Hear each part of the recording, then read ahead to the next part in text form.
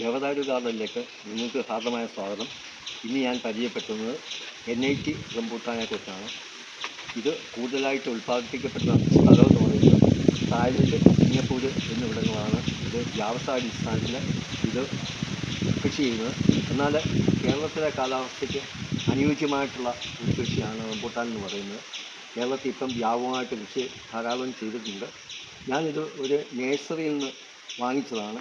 നമ്മൾ പ്രത്യേകം ശ്രദ്ധിക്കേണ്ടത്, നഴ്സറിയിൽ നിന്ന് വാങ്ങുമ്പോൾ നമ്മൾ പറ്റിക്കപ്പെടാതിരിക്കാനെ കൊണ്ട് പ്രത്യേകം ശ്രദ്ധിക്കണം.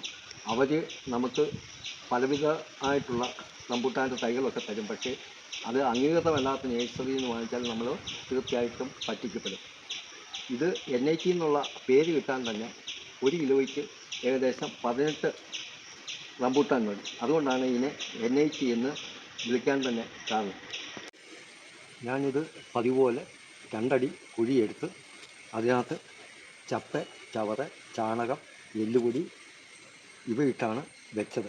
അതിൻ്റെ കൂടെ ഞാൻ കുറച്ച് പിണ്ണാക്ക് പൊടിയുടെ ഇട്ടു.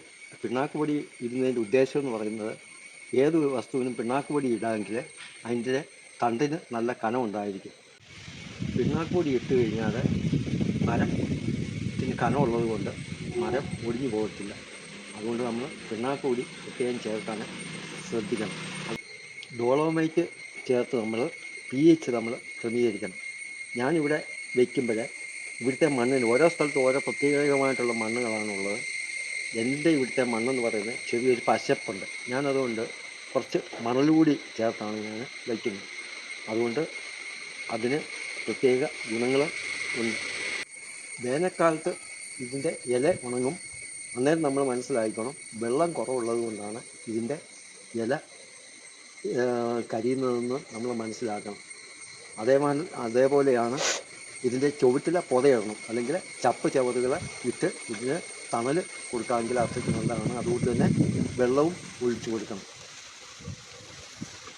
NIT റംബൂട്ടാൻ എന്ന് പറയുന്നത് ഇത് വരിക്കയാണ്. ഇത് നമുക്ക് ഇതൊന്ന് പറിച്ച് ടെസ്റ്റ് ചെയ്ത് നമുക്ക് നോക്കാം.